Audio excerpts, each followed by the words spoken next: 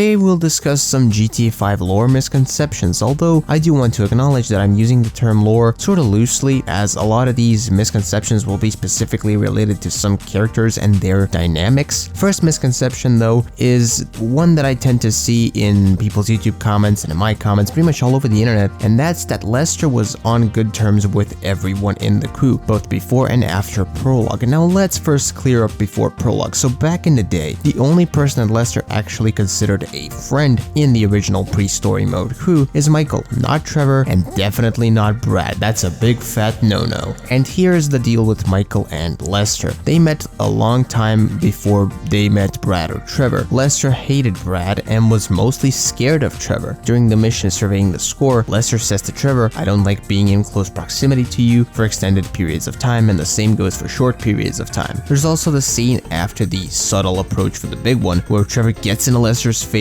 and Lester's scared of the dude. I mean, and we're gonna zoom in on his face. Look at this shit. I mean, he's clearly scared shitless. These are just two of the situations that prove Lester and Trevor were never friends. I can also think of the Merryweather heist when Michael asked Trevor, "Yo, did you call Lester? Did you talk to him?" Trevor just goes like, yeah, I called him, whatever. But he's just kind of brushing it off. He's kind of dismissive of it and all. So that also proves that these two weren't really friends. All in all, this goes to show that these two were never on really good terms. They just kind of tolerated each other for business purposes, and they were definitely not on good terms before the prologue and not after the prologue / during the game's story. Moving on to Brad. Brad's an even easier case to take care of in my opinion, so Lester clearly in that same mission surveying the score states his opinion on Brad very clearly, calling him lazy, mean, forgetful, and stupid. So in conclusion, before the prologue, Lester's only friends in the crew with Michael, and during the main game, Lester and Franklin do become friends, and they do a lot of work together and whatnot, so they trust each other. I do think that Lester and Franklin are friends. I mean, when you look at the ending of the game, who is the first person that Franklin calls to help him out? Someone that he can trust at the start of both Mission Death Wish and at the start of Lamar Down. Lester. He doesn't call Michael, he doesn't call Trevor, he doesn't call anyone, he calls Lester, clearly showing that kind of trust that has built between the two over the course of the game's story that I talked about. In conclusion, before the prologue, Lester was only friends with Michael. During the main game, both Franklin and Michael can be considered friends of Lester's. Moving on, this is a misconception that I don't see people talk about much, but I feel like it should be cleared up, and that's the misconception that Michael and Dave are actually friends. The closest I could do for this statement is that it's a half-truth, and even this is a stretch. So while yes, Dave and Michael seem to be friendly to each other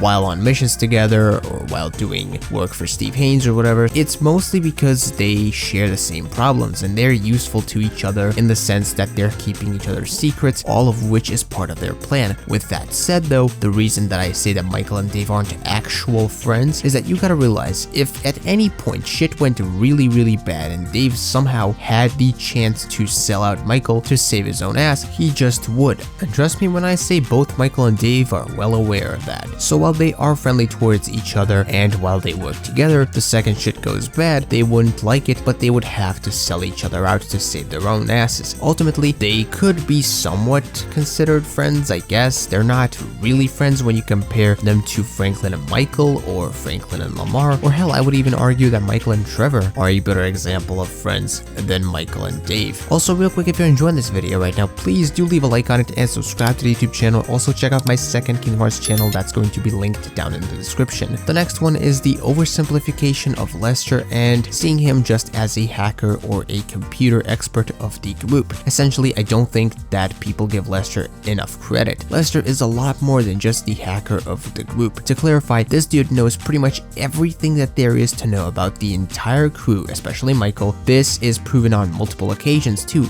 Firstly, during the phone call between Michael and Lester, where Lester says, "I'm living in Los Santos just like you," and from this, it seems like Michael and Lester haven't really been in touch for the last 9 years, and Lester just knew where Michael lived. And even if you look at a few missions later, where Lester tracked down the money that Michael was sending Dave every month, as well as getting some info on Dave himself, realizing that Michael's witness protection, quote unquote, wasn't actually a legitimate witness protection, but rather a off-the-books illegal one. Hell, Lester within seconds was able to track down all of the bad guys that the crew was after with minimal effort through their phones, and he did the same with Michael when him and Franklin found out that Michael was was captured by the Chinese gangsters. Taking all that into consideration, I think it's pretty safe to say that there is a lot more to Lester than him just planning the heists or hacking security systems. Not only does he probably know everything that there is to know about most of his friends and crew members, but hell, if it wasn't for him, they would likely all be collectively dead. And now it's time to move on to the next one. The next one deals with the dynamic between Trevor and Brad. For starters, Brad was the latest addition in the Michael, Trevor, and Lester main crew. He possibly joined the crew sometime in the mid to late 90s or maybe even the very early 2000s. And when it comes to Brad, Trevor is really upset and angry at Michael when he finds out the truth about what happened to him. Despite this, Brad was never close friends with Trevor. This might come as a shocker, but just keep listening, you'll figure it out. Now this is actually confirmed in a couple of hangouts when Trevor hangs out with Franklin or Michael, and he himself says that Brad was a complete dick, indicating that Trevor never really was that friendly with the guy, and that he was in general just an unlikable piece of shit, which is a way different dynamic than Trevor had with Michael, especially back in those days. Another sort of hint at this is also during the mission Surveying the Score, which I talked about briefly before, where Lester talks shit about Brad and calls him all those names that I talked about earlier. Lazy, forgetful, mean, and stupid,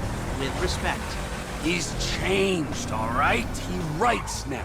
Notice how Trevor doesn't even deny that, but he just says instead that Brad has changed, that he's educated himself now, that he's a completely different guy, all this shit. With this, of course, being literally just before he found out that Brad was actually dead for all of those years that he thought he was emailing him. Briefly going back to the hangouts that I talked about earlier, Trevor even says to Franklin that he would have killed Brad himself one day anyway. And when you put all those clues together, there is a fair few of them that were really easy clues to miss, as I know not everyone has listened to all the hangout conversations. I know some people don't even do hangouts, maybe some people didn't even know that they existed. So yeah, this was fairly an easy misconception to make, and there were simply some facts that were way too easy to overlook. And in conclusion for this one, I do think that despite Trevor being angry with Michael in that heat of the moment and Bury the Hatchet, it wasn't actually because Brad and Trevor were some really close friends. It was quite the opposite, in fact, which leads me to the final